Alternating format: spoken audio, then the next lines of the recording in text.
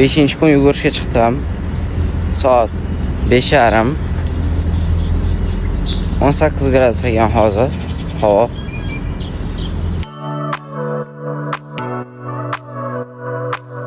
Samarqand darvoza tarafga qarab yuguryapman. O'zi mana bugungi trayektoriyam Sarxondan mahalladan chiqib Chorsuv chorrahasiga, u yoqdan Gunga, keyin Samarqand darvozaga, Samarqand darvozadan Sukota masjidi tarafdan o'tib jarga, oxirida mahallaga yugurishdan iborat bo'ldi.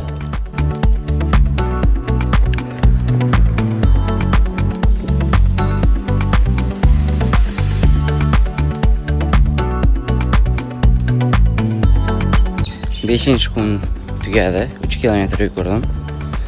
Qo'llab-quvvatlab turinglar. Ertagacha.